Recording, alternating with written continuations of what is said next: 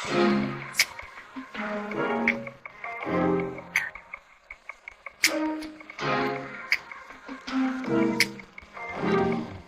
guys, welcome to another episode of the Doers Cast, where we talk to our favorite entrepreneurs around the city of Austin. The goal is to dive into our guests and their stories so that we can inspire you to live out your dreams and take action on your ideas. I'm your co-host, Johnson Din. And I'm your co-host, Andrew Chang.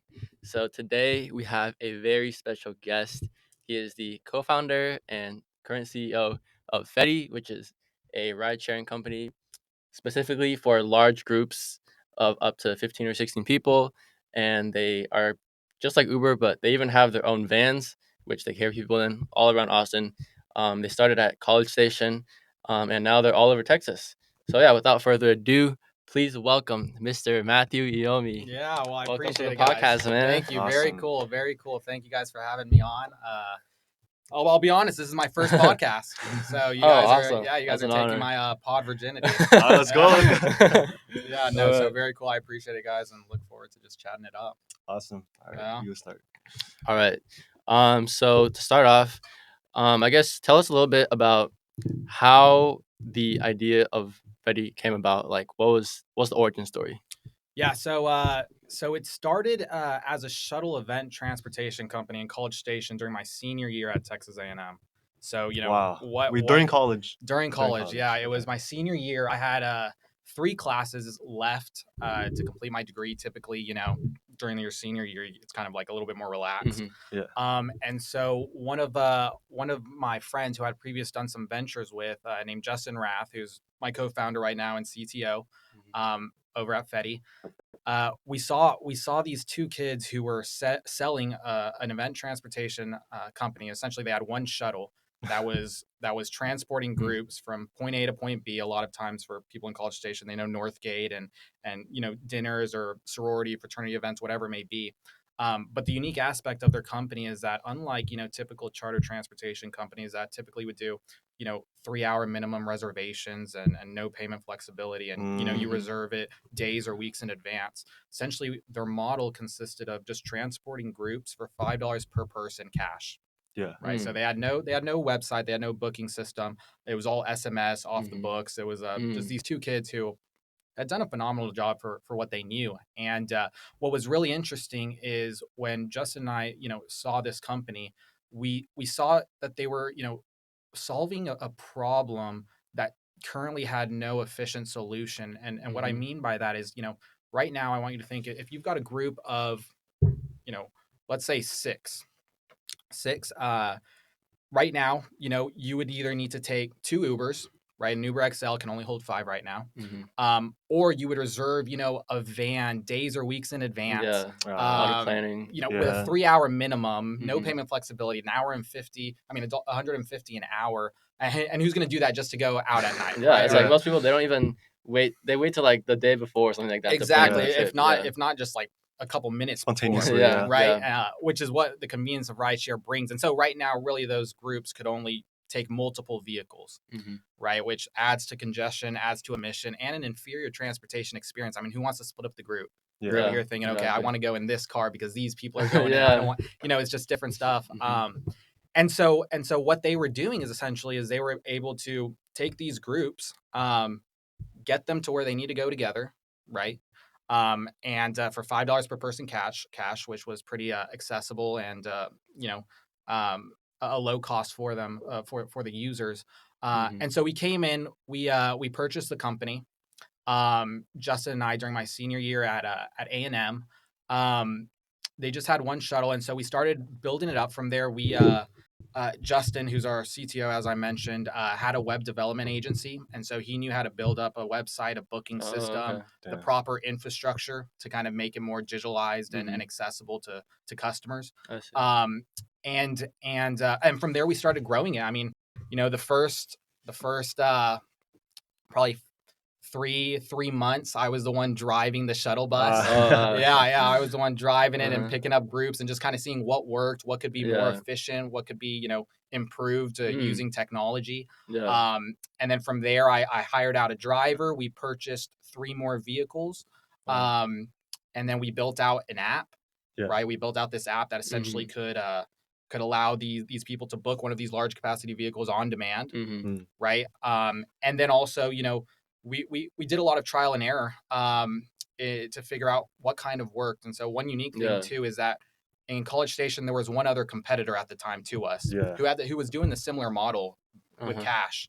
And once we digitalized everything with that first company we bought, we were able to purchase that second company. Oh, Wow. wow. Yeah. So essentially, we Okay. had a monopoly on that market. Was it also like run by students? It was and also stuff? run by Okay. students. It was run by some people in the Sigma Chi fraternity, Okay. and it was a business that had been. It was called Rock and Jays. It was a business that had been passed down for about 6 years, just between the fraternity brothers. Mm. And we made an offer to them, and they decided to sell it to us. Nice. Wow. And so what was really cool is we kind of had these two companies that we owned, but we kept them separate in terms of its branding and in terms of its name and everything. Oh. We didn't merge them. Uh-huh. And so what we were doing is we were kind of playing this game of figuring out what worked and what didn't without losing customers. So I'll give you an example. Yeah, he had a Smurf account, basically. So I'll give you an example. Like with one of the companies, what we do is we would require the users to prepay. Right, that would take out the component of the cash transactions, Mhm. which when you're scaling a company simply can't do. Yeah. It's a lot less efficient, Mhm. more room for error in terms of drivers, whoever may be skimping money, just stuff like that. And so we had one company say, okay, we'll service you, but you have to prepay in advance. That didn't really work out because a lot of people didn't know how many people were going to be in their group until right then. Yeah. Right. And so then we would see those users instead go to the other company we owned. Oh, Right. And said, okay, they're not making me whoa. pre-book. Oh my That's gosh. crazy. That's so Yeah, smart. And, Yeah. and so we were able to do different things with trial and error without losing customers. Reputation. Yeah. Right. Until we figured out what worked with one company. So with one company, we finally within our application, Justin was able to integrate a QR code check-in system. Mm-hmm. And so we like to say you book a Fetty like Uber and Lyft, but you check in and pay like Lime and Bird by scanning a QR code. Yeah. So yeah, you said you guys like created your own UPC tech. That's what you're talking about. Yeah, exactly. So the UPC QR codes that are on the vehicles and on the driver app. So essentially, when a user comes onto the vehicle, they scan the QR code, and once everyone is scanned on, then the system seamlessly splits the payment of what it should be amongst the group. Right, which allows users to have an affordable price point. Because I'll give you an example. Uber and Lyft can get away with an inefficient splitting strategy, which isn't very used. They have this Venmo thing, and then you have to request it from people and stuff like that. But they don't really necessarily need this component because if I'm taking an Uber with friends, it's 2 or 3 people, and the Uber is going to cost around $15, $20. I can get away with, okay, I'll pay for it and you guys pay me back and hope I get paid back, right? Yeah. But with a Fetty, and it's each Fetty trip is almost 3 times the revenue that one Uber trip is, and so you're asking one booker to put up front $100, and hope that their friends pay him back, and so that kind of makes it a little bit okay. It would almost make the service more tailored towards special events rather than just going out to dinner or just going out to a sporting event or a concert, whatever it may be. And so that seamless split with the QR code system we found out is kind of the really cherry to put everything on top and make it accessible and kind of make it work. And so from there, once we had figured out the product, it was all about the customer acquisition strategy. Kind of finding an efficient way to acquire customers and at a low cost, because frankly, up until this point, it was all bootstrapped. We weren't we hadn't taken any investors in or anything like that. And so, what we came up with was an account upgrade that essentially we would give to people, specifically sororities, fraternities, university organizations, stuff of that sort. To these entities that tend to go out in groups and tend to intermingle with a lot of different people and kind of be almost trendsetters within the university, right? Yeah. And so we were trying to figure out, okay, what's the best way to go about it. And what we came across was essentially giving these users who for lack of better words are influencers among their peers, an account upgrade that would give them exclusive discounts to enter a Fetty vehicle, but also aesthetically look a lot more pleasing on the app. Yeah. Right. It changes it to gold. It says makes them feel special, basically. Exactly, exactly, and that's kind of what we go for. Mhm. And so the next time they're with a group, which is often, Yeah. they'll say, "Okay, I've got this account upgrade. Let's give Fetty a shot." Mm. Right? Yeah, that's true. And once they give it a shot, they realize, okay, this is much better than splitting up Uh-huh. the group. Everyone rides together. The vehicles are nice. There's Mhm. a lot more room. There's lights. There's Bluetooth. I It's mean, it's just music. it's Yeah. just a better The experience. disco ball too. Disco balls. Yeah. Yeah, Yeah. and so from there we saw that okay, the strategy worked. It was much more efficient than doing anything like digital marketing or Mhm. anything like that.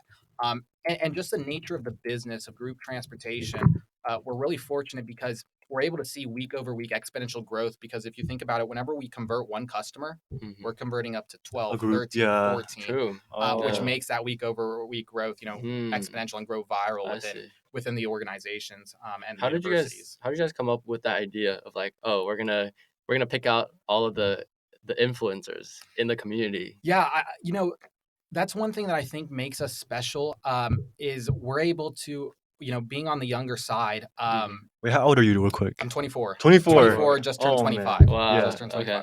25. And so being on the younger side, it gives you a perspective that's a lot closer to your target demographic than if I were a 60-year-old executive, Yeah. right? And so if you're able to think more like your customers, you're able to know, you have a better chance of knowing what they want Yeah. and how they want it, right? And so Yeah. it just makes it. And so that's why I tell a lot of people whenever they start, if they're going to start a business or go into a, whatever it may be, uh, you want to choose what you know best, Exactly. right? Because if you know it best, you know what they need the most. Exactly. Yeah. If you're part of the market, then you already understand the market. Exactly, Yeah. exactly. And so, just knowing how kind of these universities worked, how these organizations and social hierarchies work, and taking, I'm not going to say I just came out of thin air. We took a lot of inspiration, for example, from Tinder and Bumble. Mhm. They use sororities and fraternity sponsorships in a different way. They would host parties for them and require them to Yeah.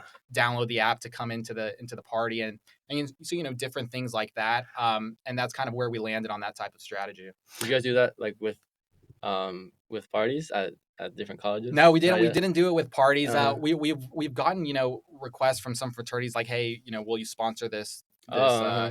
this Yeah. party with us? And we haven't necessarily done it just because the conversion and the cost of the account upgrade strategy is just much more efficient than anything Mhm. else we've seen. Yeah. I see. Yeah. Another Easter egg that I'm not sure if this is like planned, Uh but one that's talked about a lot at UT is this Instagram account called Queen Fetty. huh. I was wondering if you were behind that because it's such a good marketing tactic. 'Cause now everyone's like, there's this one Fetty driver that's really special. Her name's Queen Fetty, Yeah. and everyone just wants to go with her, Yeah. right? No, I mean, and that's something that was organic. Organic. Right? Oh, That's all nice. organic. Yeah. And that's kind of the cool thing where, we've kind of really created, helped create this brand where it's not necessarily you just getting into a vehicle and going where you need to go and that's it.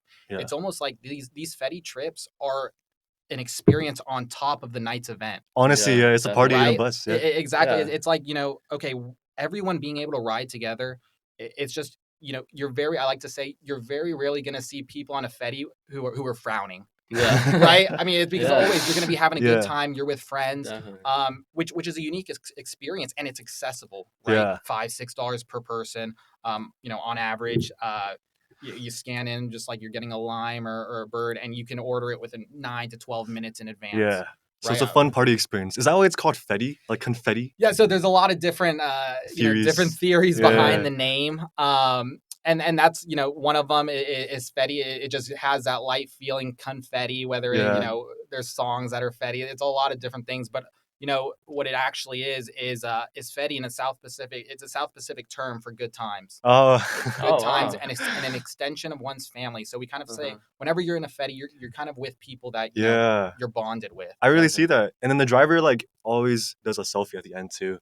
And they post it. And it's always like a very family-esque Oh, picture. really? Yeah. Not all the time, Huh. but yeah. Yeah, Some of the okay. drivers, some of the drivers will do that, and we tell them, have fun. You're really, not only helping these passengers get where they need to go safely, Mhm. Yeah. not intoxicated, stuff like that. You're not only getting them where they need to go together and efficiently for the environment, right? Mhm. We're removing unnecessary vehicles off of the road, Yeah. but you're just giving a good experience in general, and to where like I said, it's an extension of the night. It really Yeah. is. Yeah. And so that's one reason why the brand has been able to take off as well. and it's not, a boring or anything like that, because the nature of the business is good times. We want to create Yeah. great experiences Exactly. for our Definitely. customers and everything like that. Yeah, because I used Fetty for like one trip, Mhm. and it was for a grocery trip with my friends. And Oh, we, went yeah? to, we went to HEB and back, Oh, and like grocery trips are supposed to be like boring, Yeah. but it made it fun. We were like hyping up with like grocery bags next to us, and there was so much space for like all of us and our like food. oh, And How many people would you go with? it was like 7 people, Okay. and all the groceries fit too. yeah. So like 7 Mm. groceries, and all of us fit, and we were like partying with our food next to us. Like, Yeah. we could not do that in Uber for sure. Like we Yeah. would have needed like a bunch of Ubers and then space for groceries as Mhm. well. Yeah, Yeah. definitely. And no lights, no Yeah, music. and that's the cool thing that you mentioned. I mean, the use cases for these larger vehicles are, Anything, yeah. expansive. I mean, whether it's going for a night out, or whether it's an organization event, all the way up to the fact of if you're just getting dinner with friends, Yeah. right? Or if it's a corporation who needs to transport their employees from point A to point B, right? I mean, just right now there really isn't an efficient way for groups to get around, until Fetty came about, and so that's kind of why, really today we haven't run any paid digital marketing. Nice. Mm. Everything has been Wow. word of mouth and discounted ride upgrades. Wait, one more thing though, but I have seen little squares of Fetties everywhere. That little sticker. Yeah. Okay. Well, I'll Yeah. tell you what. That's for, psychology. yeah, for those stickers, it probably for like 3,000 of those stickers, it's probably like $1.88. Oh my gosh. Yeah. And it's so smart because like Is the ones it like makes just like on poles, like on the yeah, ground, it's like white everywhere? stickers with purple. The QR codes? Yeah, no, it's just like the name Fetty. Just Oh, But it name. makes the name like in your brain. Because I've never repetition. before I wrote a Fetty, I knew what it was. I was like, that sounds familiar. I don't know why, but I feel like I've Y'all seen mind it. if I have a drink? Yeah, go Oh, ahead. yeah. Cool. But I feel like I've seen it somewhere, and it was because I saw it everywhere on the ground on the poles. Oh, yeah. Yeah, was that like a Yeah. marketing tactic too? Yeah. I mean, yeah, definitely. And we kind of that's kind of our MO. We kind of look for thinking outside of the box Yeah. to get the brand and awareness out there, because you're really not going to make it in a startup if you're not thinking outside the box and you're just spending money on digital ads, and Yeah. to the point where a Definitely. competitor can just outspend you Yes. always, right? Oh, do you have any competitors left, or That's the- besides the one you own?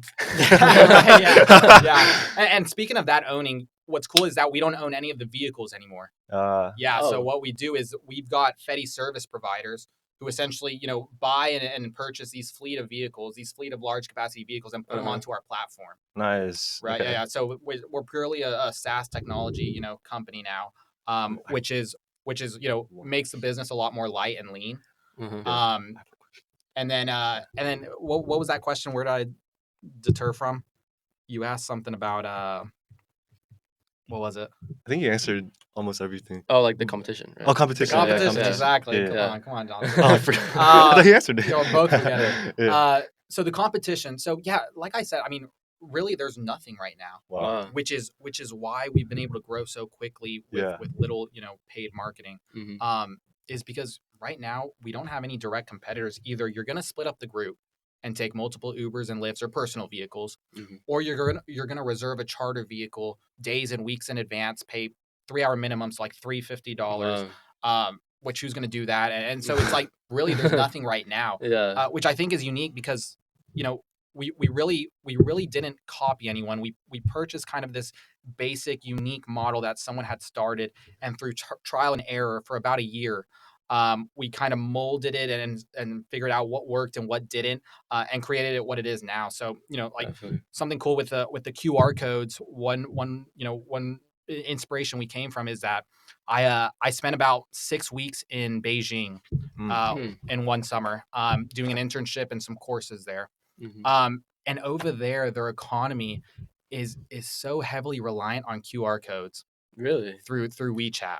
Oh yeah, in China, right? All of China. I mean, if you Yeah. want to buy something, you better have the WeChat app out, ready to scan the QR code. I mean, Yeah. almost everything. And so, it just, and this was before the pandemic. So before Okay. before restaurants started getting on the QR code menu. Yeah, Yeah. exactly. And so a Uh-huh. lot of people are starting to use it now. But before that, I really saw, okay, these things, and with the Lime and Bird, they were Mhm. using them as well, but no one had done it with rideshare. And so, we really thought, okay, this is a really, really convenient, and if we can get it to, be very easy to use, it was the right way to kind of get these this check-in process for these large groups more efficient and more scalable and accessible. Nice. I have one question for myself, Mhm. which is, since you said you are purchasing these vehicles or like having your own like different companies that Yeah. are providing the vehicles, would there be one with like the seats facing each other instead, like a limo? Yeah. So so right now we're in 3 cities: Austin, College Station, and Lubbock. We Yeah. launched in Lubbock about a week and a half ago. Nice. So that Yeah. was really exciting. That's been great so far. And I say that because in Austin, our vehicle supply right now is just 15 passenger vehicles. And so these are 15 passenger transit vans, and Mhm. they're all, they're not perimeter seating, which is what you were Oh, describing. okay. Mhm. In College Station, when we first started, one of the vehicles we had purchased from those companies was perimeter seating, and so Oh. one of those vehicles is like that, but the rest are just going to be rows. Mm. And we've got in College Station in Lubbock, we've got 15 passenger vans, but also on top of that, we've got 30 passenger shuttles. Wow. Right. Oh, So wow. for those larger groups Uh-huh. that need to be transported, we've got an even better way, which here, if you just Yeah. have 15 Like, passenger vans, you can get 2 of those or 3 yeah. of those Exactly. versus, 10 Mhm. Ubers, Yeah. which is still a better solution. Yeah. But yeah, in College Station in Lubbock, we do have those larger Like for vehicles. whole frats, whole Yeah, sororities. exactly. Uh-huh. I mean, yeah, exactly. And even in College Station, when we first started, there was a Fetty passenger service provider, which are these fleet owners who put their vehicles onto our platform, who had a 50 passenger Oh my 50 passenger gosh. bus. That was Wow. a school bus that was converted. And so we went with that, and for the College Station users, some will remember that option on the platform. It was just super inefficient. You could transport a lot of people, but Uh-huh. not many groups, Yeah. not many individual groups, True. right? Mhm. Because just how it was so slow, and it could Uh-huh. barely get into these different streets and whatnot. And so Mm. we ended up taking that down, and just right now we're sticking with 15 passenger and 30 passenger. Mm. I see. Yeah. Yeah, that would be like, I think that if you guys can incorporate that with like seating facing each other, Yeah. that would be It like adds to really the fun cool. experience of like Yeah, talking to each other That's and for stuff. the Yeah. fun experience, but we want to also make sure that we keep our vehicles ubiquitous, meaning that these vehicles can not only be used for 18 to 24 years old, 18 to 24 year olds, but can also be used for corporate trips, Mm. Yeah. right? And making sure Yeah. that the whole idea is maximizing the utilization of these vehicles, because the more we can get it utilized, the more we're doing for the more people and groups we can transport, as well Yeah. as the more vehicles we can remove off of the True. road. True. Mm. Have you guys like gotten any companies or businesses to like Yeah. partner with So a y'all? couple. So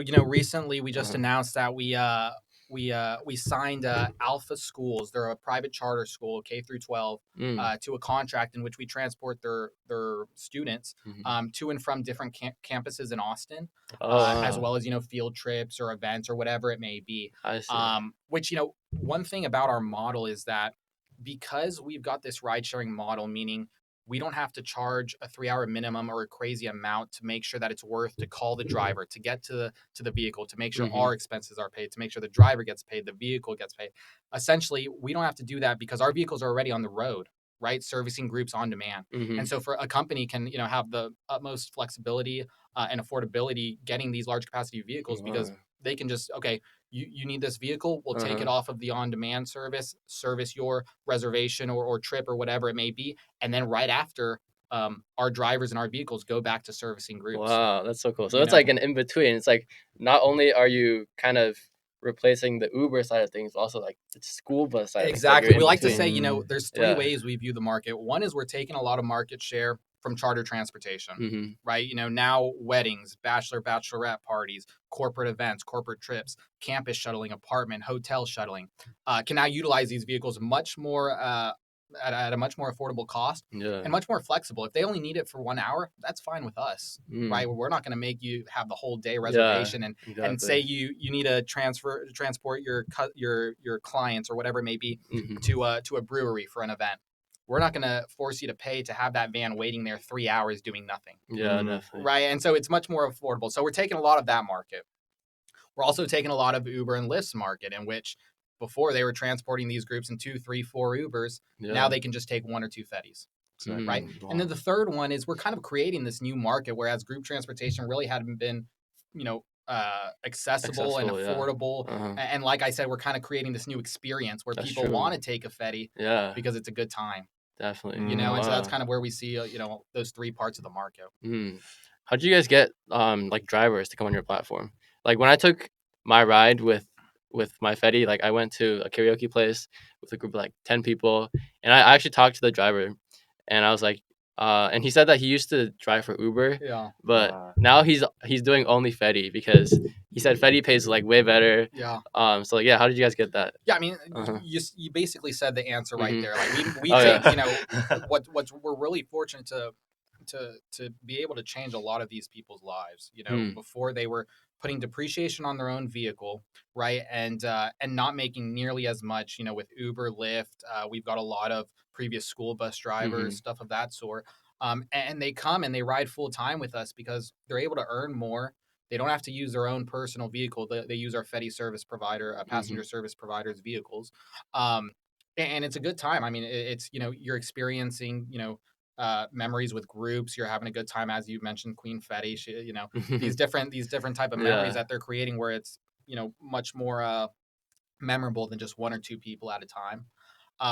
But yeah, at the end of the day, these our drivers earn substantially more than any other rideshare option that I'm aware of, Mhm. which means a lot to me. I mean, a lot of our drivers will come up and say, I really appreciate it, and Mhm. you've changed my life ever since I started. And I say, you've Yeah, changed our life as well. definitely. Thank you for everything you've done. But the fact that they're able to, really find this way to Uh-huh. to make sure that their family's taken care of, Yeah. very fortunate to have that opportunity. Has that also been through like word of mouth for like getting drivers to know about Yeah, Fetty? I mean, look, I'll tell you right now, we have a huge wait list of drivers Oh, who wow. want to drive. Nice. We're just it's Yeah. matching Wow. vehicles with them. Oh my God. That's not the issue. I mean, that's how good the opportunity That's is. Wow. crazy. Yeah. That's definitely not Okay. the issue. Yeah, Wow. exactly. All right. Cool. Any plans on fundraising? Yeah, so good question. So here in a few days, which you'd imagine by the time this airs, it'll be Mhm. announced. We're actually going to open our doors to our fans, riders, and everything through a crowdfunding campaign on WeFunder. Oh.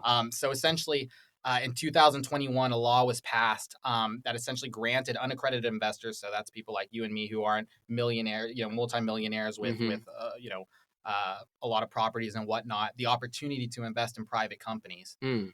As little as $250. So it's kind of just getting a little stake in there, joining the journey, Mhm. and kind of helping us, improve groups, improve drivers, and improve the planet, frankly. Yeah. And so we really wanted to open it up due to popular demand. But really, what's really interesting is that we see that a lot of our users are the ones who align with our vision the most. Mm. Right. And so instead of going to a 60-year-old private equity firm who kind of just sees numbers, a Mhm. lot of our users kind of see the vision of what Fetty could be, right? Yeah. Why? Because they're the ones who are using it the most, and they're kind of the ones who have um, that new generation type Oh, of yeah. thinking, That Yeah. makes sense. and so to get them involved, to get them to be a part of it, is kind of what we're going for, and I'm really Yeah. excited to have that launch, and that's going to be really exciting. Awesome. Yeah. Yeah, Yeah. that makes so much sense because, like normally people who like the investors, the really rich people, like they're like so half the time they're not even They're out really of like using the touch. product, right? Yeah, they're out of Yeah. And touch. so the people who are most excited are also gonna want to invest in it. Yeah. Which is smart because they're marketing to like you're launching at different colleges. And so they're not only are they using it, but they can be the ones investing in it now too. Exactly, which So is people like me can invest in it, right? Exactly, which is so cool. I mean, Mhm. when I was in college, if I had the opportunity and you feel so much more connected to it, right? Yeah. You can buy some Apple stocks, you can buy Mhm. some different shares of public companies, but to buy essentially invest in a private company that isn't open to the general public in terms of an IPO yet. And also be able to utilize that service at the meantime. In the meantime, Yeah, that it's is like, so okay, cool. Yeah. I'm utilizing. Let's go. Let's all take a Fetty. Oh, by the way, I actually own a piece of this Yeah. company, Yeah. which I think is really Uh-huh. That cool. is really oh my So gosh. how's that Yeah. gonna work? Like once people invest like $250, Yeah. like is there anything that they're gonna get in return or like Yeah, so yeah. they're gonna get equity, Uh-huh. right? And so essentially, they're banking on the fact that we can grow this company and Uh-huh. either get acquired or go IPO'd, right? Go Okay. public. And of course, it's risky, just like with any venture. But the reward is great, Yeah. right? Yeah. Honestly, yeah. And Uh-huh. it's just asking people, if you want to join our mission, come along. We're helping the planet. We're helping groups. We're creating great times, like we've been discussing, Green drivers. and you can benefit from the financial gains of almost being an early investor, like as if you Mm. were an Uber or Lyft, Yeah. right? Where Wow. before, when Uber and Lyft Mhm. started, only rich people and rich angel investors and Yeah. VC firms, private equity firms had the opportunity to invest. Mhm. This wasn't even an option yet. Definitely. So we're kind of entering this new phase within these securities markets where now people who who want to get involved can actually get involved. So it's going to be Definitely. really exciting. Yeah. Have you heard of gum before? No, I haven't. Tell It's me like, about it. so basically, we actually like talked to their founder on a podcast, but they're basically a like social media app, and it's for like startup founders like you, and they're trying to kind of change like the way investing works too, because they want founders to create like short videos, kind of like TikTok for startup founders. Okay. Like create videos about their company, and then on the platform they post it, and then there's also investors on the platform, and these investors, like, you know, they can like watch the videos and be like, oh, I like this, and they can like kind of invest on there. So it's also like a very like new way of Yeah, I'll have investing. to So check that's it something out. that you guys can check out. Yeah. Yeah. Um, Yeah, well, tell me a little bit about you guys. I mean, how long have you guys been doing this podcast? so we started it last summer. Okay. It was our friend Rodney. He started in his Rodney dorm room. Johnson. Where's Just like, Rodney at? What's he's busy right now, but like He's there's like four busy. of us who Yeah. host, Okay. and so we like rotate around in Okay. terms of who hosts each podcast. Uh-huh. And it was just Yeah. me and Ronnie at first in his dorm room, like on his bed, like interviewing. Yeah, I mean, like, that's how it starts. Yeah. different students Yeah. who we thought were just like doing something different from the average college route. Because I feel like me, Yeah, like we all kind of were brought together because Yeah. we were all kind of like interested in entrepreneurship. You know, Yeah. we kind of had this mindset of like, oh, we want to like, you know, learn how to do things differently. I yeah, guess. not just entrepreneurship, but just deviating from like the normal college path in general. Okay. And so we just interviewed people who we thought were doing that, and then it like grew into this. Yeah, like when we first started, we were like, and now y'all are bigger than Joe Rogan. hopefully, yeah. Hey, one day we're gonna be manifesting. up there. Yeah, but it started out like we actually first wanted to interview like different orgs on campus, and we wanted to like help orgs with their branding. So we're like, okay, we're gonna people can watch a podcast about the org, and then we can like help them sell merch and things like that too. Yeah. And then it changed, like we can expand this to like be more general, you know, not just doesn't have to be limited to UT itself, right? It can be all of Austin. Yeah, just like Austin. Like, why not talk to entrepreneurs, like people who are up there, people who like we can learn a lot of things from these people, right? And so yeah, it kind of expanded, and we really like put a ton of time and effort into it like last summer, and like really built it up. So yeah, that's kind of where we're at now. Yeah. Gotcha. And what, you guys feel confident that you can take this all the way? With the podcast? Yeah. I mean, And grow honestly, it, or do you guys have other things going on as yeah, well? we have other things going on, Okay. like Johnson. Yeah, I'm doing real estate right now. Okay, and nice. everything said about like promoting and branding for orgs, I'm doing that pretty much for apartments right now. Okay. So I've been filming for apartments. I've been doing like giving them clients and tenants. And I get paid for that as well as the videos. And it's been going pretty well for me. And I would say it's pretty different from the average like college career path. Yeah. And so I've been looking for other people who are doing the same. Again, like I wanted to ask about like how was college for you and your co-founders, if it was like worth it for you guys, basically. If college was worth it? Yeah.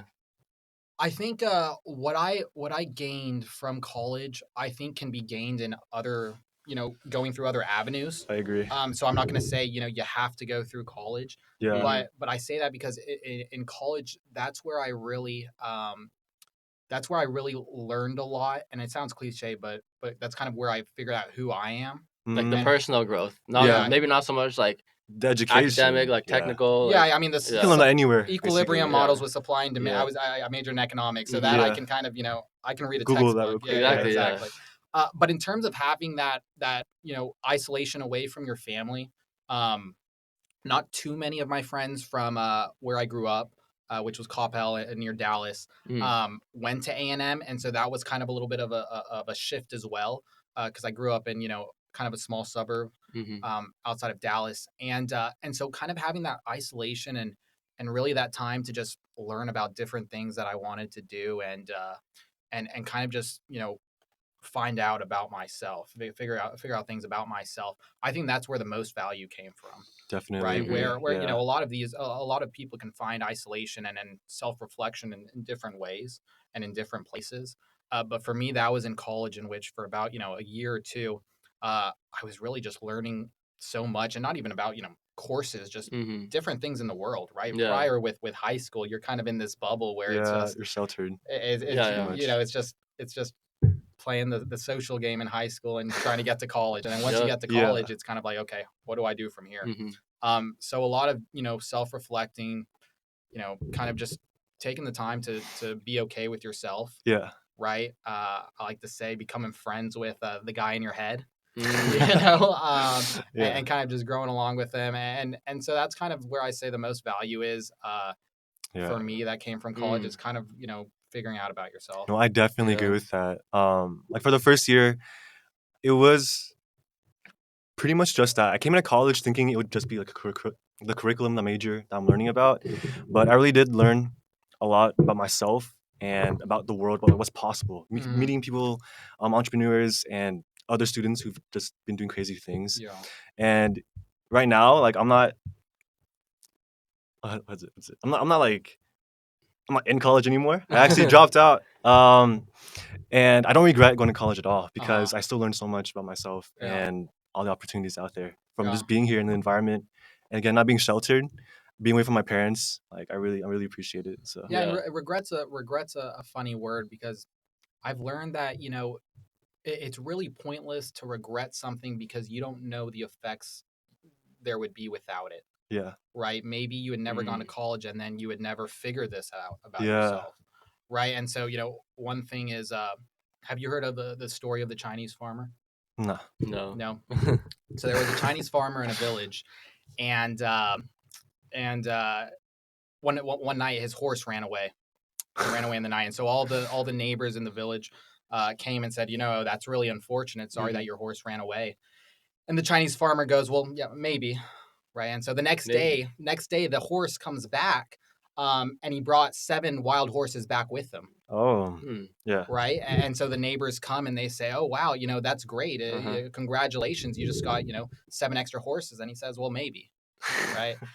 Oh. And so Yeah. later that day, his son is trying to break in one of the horses, right, to make it Mhm. domesticated and be able to Uh-huh. ride it and use it Yeah. for farming, and gets bucked off and breaks his leg, Mm, okay. right? And so the neighbors Ooh. come and they say, "Oh, I'm so sorry about that." Wait. I think I know where this goes. The military comes, right?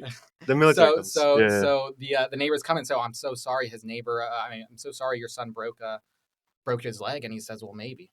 And so the next day, a conscription officer comes, Uh-huh. drafting people for the war, Yeah. and they pass by his son because his leg's broken. Mm, And so everyone comes into the village and says, "Wow, Oh. you're so lucky! yeah. Congratulations!" And he says, "Maybe." The point of the story is that it's tough to know the outcomes and the consequences of Mm. one's action, Exactly. or the world's action. So it's really to take it at face value and say, "Okay, this is what happened. This is how I'm going to deal with it. It may be good, it may be bad, but Yeah. it's all Wow. about progressing and keeping going." So, and That's so true. I think that's really important as not only an entrepreneur or an executive, but just in life, Yeah. to understand, you might be on a low, in terms of, feeling down, or you might be on a really, tall high, Yeah. but you never know when it's going to change, Mm, right? And And you have to yeah. so, always keep that in mind. Don't expect it just Yeah. because it's low, it's gonna stay like that forever. Just 'cause it's exactly. high, it's not gonna be like that which forever. which to me personally, that kind of mindset has helped me a lot. Mhm. Whereas, when things get really bad, I still have hope. The only bad thing is about that is that when things get really Yeah. good, You're like, I still have a little doubt, like, okay, yeah, this it's not could gonna last change. forever. It's not True. gonna last Yeah, forever, pretty exactly. much. And Are there so, Yeah. any examples of that, like with Fetty or oh my maybe goodness. just in college, I guess? Well, I mean, when we first started the company, the vehicles that we had purchased and that I was driving and everything, these vehicles would break down very often, Mm. right? Mm, Because these were older ones. We didn't have that much money then. And it was easy to feel down because almost every weekend, I'd be scared that I'd get a call from one of the employees saying, "Hey, the bus broke down. I've got a group in it," and whatever it may be. Mhm. And so we kind of got over that hump and made the efficiencies. But it's really easy in terms of like that to say, okay, this is just too hard, let's figure out a different type of business. I don't want to deal with this, right?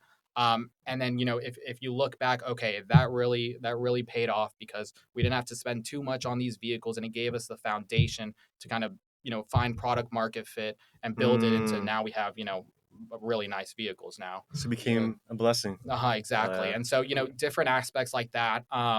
Really, really high highs. I've woken up, and on paper I was a millionaire, right? Well, at Wow. least I thought I was a Uh-huh. millionaire because this deal was about to go through or whatever it may be. Yeah. And then the deal falls through. Oh my gosh. Right. Yeah. So you can imagine, and I've kind of, Yeah. that was still, and it still happens. Like you have to have naiveness. You have to be able to dream big to accomplish, whatever goals you want.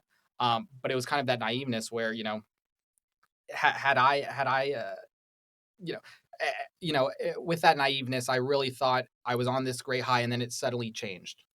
Right. And Yeah. if you can manage those drastic changes between the highs and lows, which are going to come in any startup, and really Just in life, and just in really in life, life, I yeah. was about to say that, Johnson. Really in life, if you can manage those, it'll get you a long way. It'll get you a long way. Really is Very true. Yeah, Yeah, I I feel like that's a big topic nowadays. Mental awareness, mental health awareness, Mental and awareness, just yeah. like emotional intelligence. And that really is true, like dealing with like the fact that there will be highs and lows. And I've taken what you said into my life as well, where with the lows I have hope, right? I hope that it will change eventually. It's gonna change. I know it's changed. But with the highs as well, it makes me appreciate the high more because I know it won't last forever. Yeah. It makes me appreciate even the Yeah. feeling, even if I don't get that deal coming through, just that feeling of, oh, I almost had it, inspires me, and I want to keep that feeling and cherish it. Yeah. And so it really, that mindset just makes life better in terms of viewing emotions, Yeah, all the ups and definitely. downs of life. Definitely. And yeah, one thing that'll help anyone progress is chasing those highs. Yeah. Right. Honestly, yeah. But you also have to make sure that you're cherishing the moment as Exactly, well. exactly. Which I definitely am guilty of not doing enough of. That's exactly how I live my life, like chasing highs. It's my ADHD thing, to be honest. Yeah. But Yeah. Do you feel like that's in your life too? Like, do you like chase like whatever, like the rush basically? Yeah. Well, one thing in me is that I really have a problem with stagnancy. Yeah. Yeah. I would almost say the drastic highs and lows is better than a stagnant middle to I me. definitely agree. I definitely agree. It's where I start really getting uncomfortable if there aren't any changes, and who knows what that stems from, my childhood or whatever it may be. But if things haven't changed, then I start to feel uncomfortable. Yeah. And I think that's the reason, and my co-founder is the same way. I think that's the reason why we've been able to progress so quickly. Because I know, before this started, I told you we officially launched in Austin in September 2021. Yeah. You're like, wow, that quickly, it's already almost everyone knows about it already. And it's because we would get nervous if the company was growing at a steady 5% or 10%. Right. If it becomes constant, we kind of get uncomfortable. We want to see drastic changes. We want to kind of chase those drastic, essentially highs in the business. Right. And so that's kind of where I see. And then also, I think I also have got some, who knows what it stems from. I'm not I know where it comes from because I've been researching this a lot actually about personalities and stuff. I noticed that entrepreneurs have that personality where they're chasing like the rush. They hate stagnancy, they despise authority, and it all comes from this theory of like farmers versus hunter, right? So some people like structure and routine, and in the past they would be like the farmers who wake up do the same thing every day, and they gain pleasure from just being secure, being stable, right? And then hunters were the opposite. They would go out and do a different thing every day. They were on very high alert. Having a lot of stimulation. And nowadays they're either like ADHD or just doing crazy things and also being entrepreneurs. And so I feel like that's a big part of. Well, that opens the question. Are you saying this is a nature thing? Exactly. It's both. It's definitely both. But I just noticed that like this personality is more common in entrepreneurs, and so I wouldn't like relating to like college talk as well. Like people have asked like, is college worth it? And I'll say it depends on your personality. Are you someone who craves stability, like the typical career path, or are you more of a hunter who wants like to do something drastically different every day, who just hates stagnancy? Like they're not like, it makes them uncomfortable. Routine and structure makes them uncomfortable. And so like I've learned to live my life like that by like too, where I feel like all my progress comes really fast because I just chase that like extreme high. Or that like fast progression really fuels me because I'm changing so much all the time. Because you gotta be willing to like when you move fast, you succeed fast, but also you fail fast. And so when you become comfortable with that, like the failures, they don't just like, when you first start out, each time you fail, it's like it hurts a lot. But then the more you do it, you get used to it. And exactly. And you learn to manage those highs and lows. Exactly. Before Fetty, I had tried, so many different things. Like one of them was just so many things. One of them was uh, we, me and Justin, we started The tutoring. that was one of them, but and the plug and so like the tutoring was one of them. The Power Boost Society, which was a recharge portable charger for Mhm. iPhones and Androids. One of them, it was a roadside assistance company where I literally was going out and changing tires and stuff Yeah. like that, Wow. trying to build out. Mhm. I mean, there's just so many different things where, okay, if one thing didn't work, you have to ask why didn't it work? Where can we improve for the next Mhm. thing? But to your point, just keep on going. Yeah. So when Right. you came into college, like, did you know, like, oh yeah, I want to like try all these different businesses, like, Yeah. had this No, mindset, like, no, what was no. your vision of, like, oh, what you're gonna be doing in the Yeah, future? yeah. I mean, well, in terms of you're asking the question why are we the way we are, Yeah. Mhm. which is a whole more than just a Yeah, podcast. it's a philosophical, yeah. Yeah, and so which me and my co-founder Justin have thought about, you know, in depth. Whether it stems from childhood experiences or genetics, in terms of how we not only how we think but how we interpret events, Yeah. right? Mhm. Because there's a cool saying that you and I may be in the same room, but we're viewing this room differently, Mm. Mhm. right? You may never see the same room that I'm seeing because I'm focusing on different points while Yeah. you're focusing on different points, and so it's a Yeah. different perspective. And that goes the same way with taking experiences in life, Mhm. right? There could be two people who suffer the same tragedies, whether it be a Yes. heartbreak or Mm. whether it be financial ruin, and one person will deal with that in a different way that's Yeah. maybe beneficial and the other one won't. Yeah, exactly. Yeah. The You different know? narratives. That's why, like, in my opinion, with nature versus nurture, I feel like nature has not like the whole part, but a bigger part than people think, because Mhm, nature determines how nurture affects you in the first Mhm. place. mhm, Because everyone will be like, oh, I'm like this because something like this happened in my life in the past, mhm, right? But how you change from that event is kind of predetermined in your genetics, mhm. just a bit. And so, yeah, it's really interesting. Like, it's a whole like a philosophical Is it off? question. I think, yeah. No. So you asked if going into college I knew this. Yeah. I knew this, right? Um, there's a couple different things. Both my parents were immigrants. And so going through high school, they didn't really understand how the system worked. And so it was really kind of following my friends, Mm. who had gone. And so they're like, okay, what you have to do is you have to, they're the ones who told me about SATs, Mm. right? And told me Mm. about AP classes. And so I was fortunate to have a good group around me, Yeah. that, got me to what I thought is Mhm. the next stage. And so going into college, I kind of thought, okay, this is just the next thing. I Um, see. my dad really, he's an entrepreneur himself. He's from England, born in England, worked on the cruise ships, and then came to America, and built a real estate company himself, and did well for himself. And he didn't even want me going to college. Mm. Right. He, Oh he wow. really didn't think that, I needed it, Uh-huh. and whatnot. And so kind of off the jump, I was kind of, you know, I was kind of put in this position where there wasn't a specific track that I necessarily had to do, I Yeah. see. which kind of allowed me to kind of figure out, okay, what do I want to do? Right. Mm. What kind of, what do I want to be remembered for? What do I want to wake up and do every day? What do I want to accomplish in this life? And at the end of the day, I really think, um, I want to be the protagonist in my story, you Main know, character. the main character. Yeah. It's like, and I think everyone should want that for themselves, Mhm. And so I asked myself, okay, what would the main character do? Right? Yeah. Maybe change how urban cities deal with transportation. Maybe change how people move from one place to Mm. another. Right? And that's just the Yeah. beginning in my head. I've got, Yeah. a lot of different things that I want to do before my time's up. But I think that's one of the big things. I don't know. Were you guys big readers when you were growing up? As a Kind kid, of. until Yeah. like middle school, and then after that, it just kind of stopped. Yeah, yeah, Yeah. yeah. And for me, it was mostly, fantasy. Yeah. Whether it be you've got your generic Percy Jacksons and Harry Potter. Yeah. Harry Potter. Mm. Those things. I don't know if you have heard of this book called Aragon.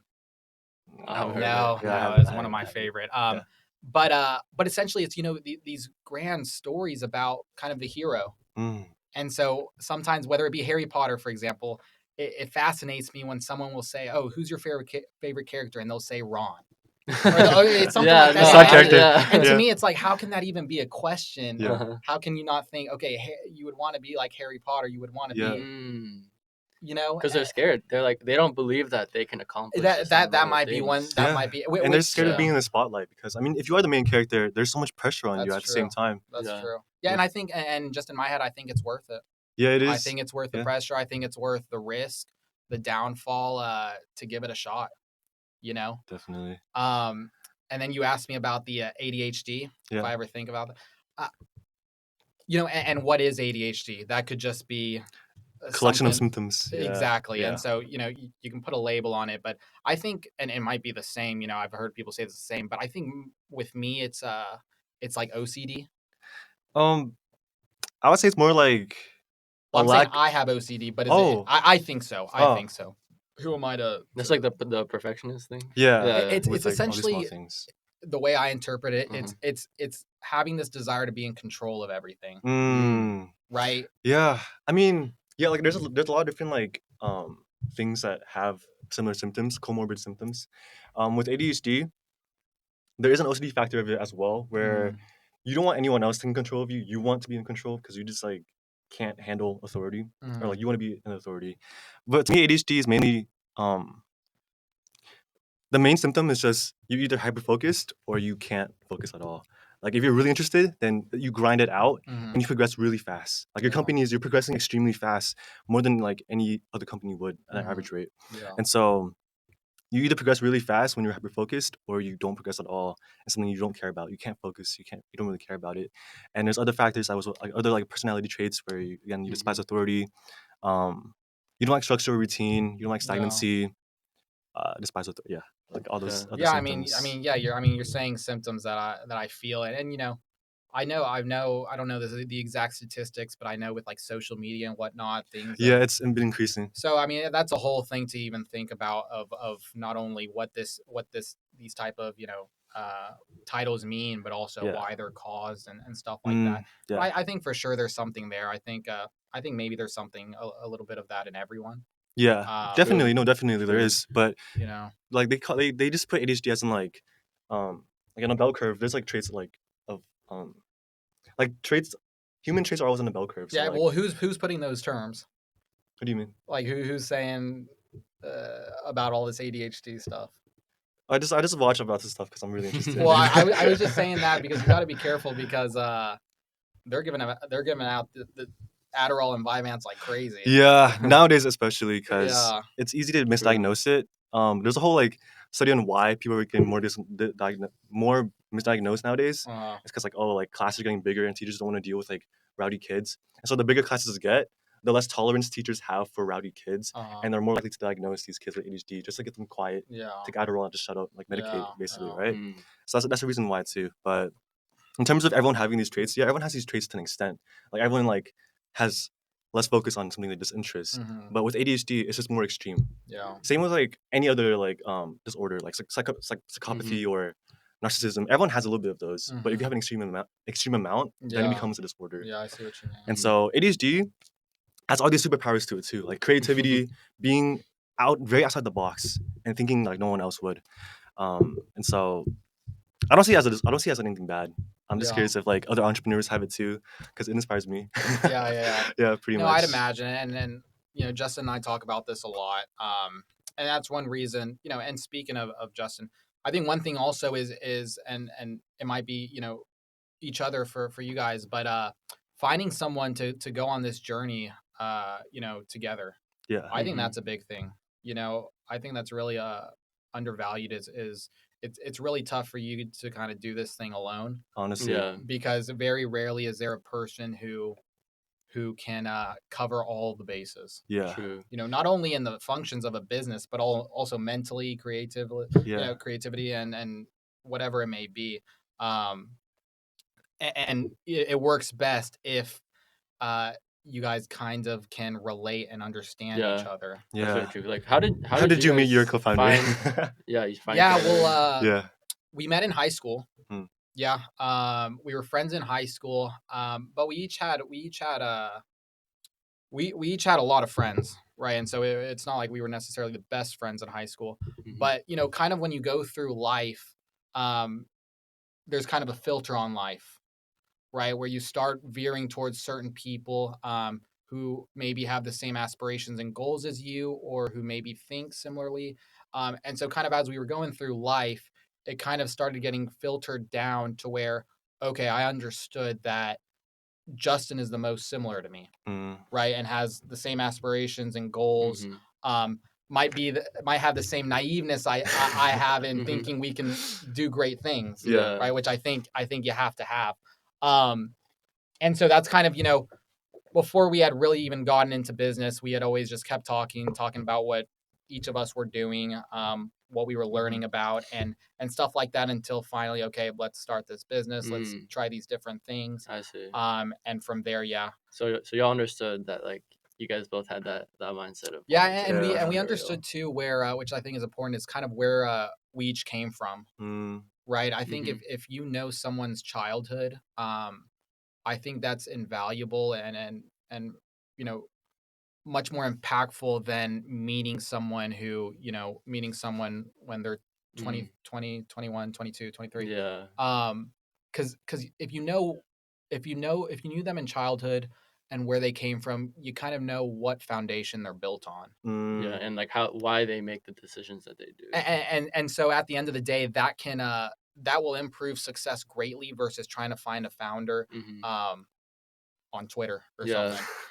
Which I'm not saying it can't work. Yeah. Just your chances of True. of succeeding are I think lowered. Mhm. So I think the earlier your co-founder, the better, and just Mhm. understanding that you guys have similarities. And you guys had other co-founders as well? Was it? Yeah, so growing with our first tutoring company, there was some other co-founders, and like I said, just going through progression, even for the roadside assistance, and for the Power Boost Society was just us, but for the roadside assistance there was another guy. But it's kind of like, okay, who can kind of keep up with us? Mm. Mm. Yeah. One thing too that a lot of people mess up when they start a company is tossing out equity like it's nothing.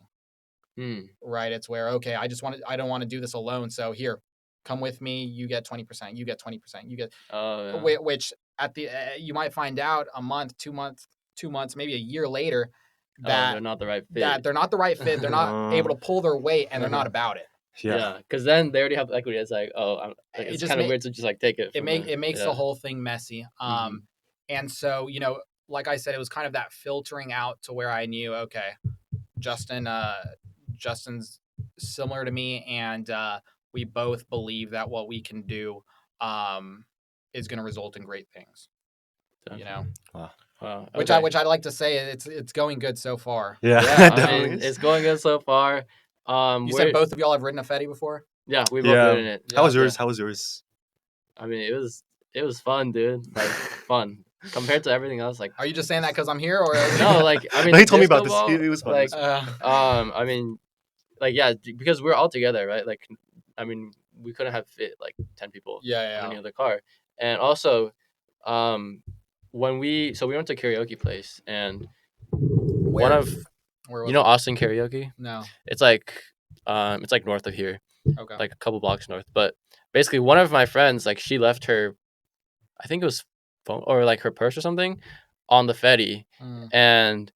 and like we realized when we were about to go, she was like, oh, like I think I left on the Fetty, and so it was also really convenient, like for me to be able to just like contact the driver like right away. I called him. I was like, hey, can you check, look around, right? And he found it right away. He was like, yeah, just I know you guys are coming back, so schedule it, and then um and like make sure that you find me on it, and then yeah, he was able to come and Okay, we got that's it. good So to that hear. like that was really smooth Uh-huh. as well. Like he was super cool about it. So yeah, it was just a good experience with that too. Okay, well that's Yeah. good to hear. Yeah, no, and that's I love to hear that, and yeah, I mean, just the name of the game is just growing it to other cities, and hmm letting other people experience it for the first Yeah, time. like where do you see yourselves being in like 5 years? Yeah, well, 5 years we hope to be in every U.S. city. Mm. Wow. Yeah, every major U.S. city. Uh-huh. To start infiltrating, the college markets, and then later growing out into the broader markets within Mm. each city from there, with plans to expand globally. I mean, you know, Mm, it's yeah. now if you ask me, you know, that's our goal and that's what we're going to aim for. If we get that, you know, sooner than 5 years or Mhm. more than 5 years, um, you know, we'll see. But there's a quote that Elon Musk said that he said, and I might get this a little bit inaccurate, but if you give yourself 30 days to clean your house, It'll it'll take take you 30 I've heard this 30 one. days. Yeah. days. Yeah, yeah, yeah. Yeah. But if you give yourself 6 hours to clean it, it'll take you 6 hours. Yeah. Right. And so that's kind of where the thing for stagnancy is the deterrence of stagnancy is to our benefit, because we just want to get to that point in every city as quick as possible. Yeah. By all means necessary. Which I think you have to have if you want to go up against whether it be competitors or whatever it may be. Mhm. You just have to want to move as quickly as possible. So you tell me 5 years. If you ask me where do you want to be in 1 year, I would tell you the It's same the same answer. thing. You That's know? right. That's right. So Yeah. so yeah, we want to be in every city. We want to start expansion globally, and just keep on growing. Yeah. Wow. Okay. Very ambitious. I love this. I love this energy. I love the energy. Yeah. No, With me all too. our Me with all our too. guests. Definitely. Yeah, I think this is a good point to, I mean, wrap it up. Yeah. We've been going for about an hour, but yeah, this was Mr. Matthew Iomi. Thank you so much for coming on our podcast and I appreciate it, sharing guys. your story. If you are not in Texas, you know, I think Fetty will probably We'll be there soon. We'll be be there wherever soon. you are Coming pretty soon. soon. So To keep an a eye out place for near you. them. You know, check them out. But yeah, man, Yeah, it was a that would great be time. all. I Thank you enjoyed so it. Yeah, much. I love the conversation. This is amazing. Yeah. All right. See you Sounds guys. good. Peace.